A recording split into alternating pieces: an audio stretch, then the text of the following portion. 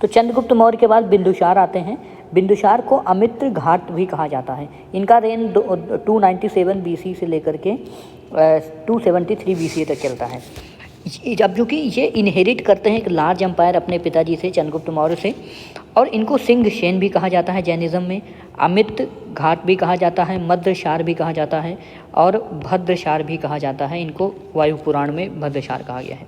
इनका रिलीजन आजीवक माना जाता है, कहीं कहीं पर जैनिज़्म भी माना जाता है। ठीक है, आजीवन, 7 ट्रेडिशन और बुद्धिज़्म, ये सब हम लोग फिर कभी देखेंगे डिटेल में। हालांकि एंशिएंट इंडियन हिस्ट्री का पार्ट है, बट कल्चरली वो ज़्यादा रिलीजन और कल्चर फिलॉसफी में वो ज़्यादा पढ़ा जाता है।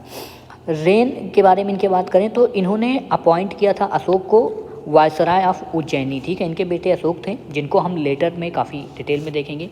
उनको वायसराय ऑफ उज्जैनी अपॉइंट किया गया था। Ashok was sent to quell Takshashila में जब इनके समय रिवोल्ट होता है तो ये अपने बेटे अशोक को भेजते हैं और अशोक उसको सक्सेसफुली क्या करते हैं, क्वेल भी मतलब सप्रेस कर देते हैं रिवोल्ट को। और उसके बाद जो है, या कहीं कहीं किताबों में पहले ऐसा कहा जाता है कि पहले सुसीम को भेजा गया था, फिर अशोक को भेजा गया था, और कहीं कहीं पे ऐसा भी कहा जाता है कि बाद में फिर सुसीम को भेजा गया था, जो वो सक्सेस नहीं हुए थे। चाणक्य कंटिन्यूज़, ये काफ़ी इंपॉर्टेंट बात आपको ध्यान में रखनी चाहिए, मतलब हिस्ट्री के पर्सपेक्टिव से, कि कंटिन्यू चाणक्य जो थे, चंद्रगुप्त मौर्य जब संलेखना विधि से अपना प्राण त्याग देते हैं, उसके बावजूद भी वो बिंदुसार के PM या एडवाइज़र रहते हैं। इनके समय एक काफ़ी इंपॉर्टेंट बात होती है कि Damascus was sent by the Syrian king Antiochus. तो सीरिया का जो राजा था एंटियोक्स या एंटीकोकस या एंटियोक, ऐसे काफ़ी नाम आपको देखने को मिलेंगे, या एंटियोक्स। ठीक है, Damascus was sent by Syrian king Antiochus, Takshashila revolt. ठीक है, और इसमें आपको ये मैंने पहले ही बता दिया है कि सुसीम को भी वहाँ पे भेजा गया था एंड देन अशोक को भेजा गया था। कहीं कहीं ये भी माना जाता है कि पहले सुसीम को भेजा गया था, फिर अशोक गए थे उसको अच्छे से करने के लिए। अच्छा, ये जो सीरियन किंग था ना, इससे जो है बिंदुसार ने शराब मांगी थी, फिक्स मांगी थी, मतलब अंजीर जिसे कहते हैं, अंजीर। ठीक है, और फिलोसोफर्स को मांगा था सीरिया के जो किंग से।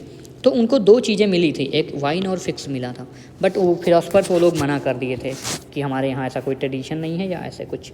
इतिहास में कई सारे ऐसे पहलू मिलते हैं। इसके बाद अशोक को हम लोग देखेंगे, और अशोक को देखने में उनके अशोक का कैरेक्टर वैसे हम रफली ऐसे देख सकते हैं कि 13वें एडिक्ट्स में कलिंग के बारे में बात किया जाता है, और जैसे अशोक शुरू में 4 साल तक सिविल वार में व्यस्त रहते हैं लगभग। कोई किताब कहता है कि 99, कोई बुक कहता है कि 100 अपने भाइयों से, परिवार से लड़ते रहते हैं।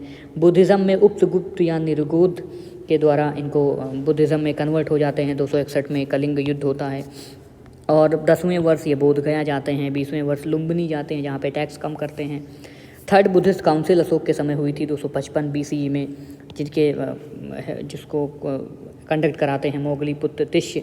तो ये, और बराबर की केव जो है अशोक ने बनाई थी आजीवक्स के लिए, ये काफ़ी इंपॉर्टेंट है। इन केव्स का नाम इंपॉर्टेंट है, कर्ण केव या लोमस ऋषि केव, चौपार केव, ठीक है, सुदामा केव, विश्व झोपड़ी केव। तो इसमें से 2-3 नाम तो आपको याद होनी चाहिए कि जो बराबर में 4 केव्स हैं उनके नाम क्या हैं।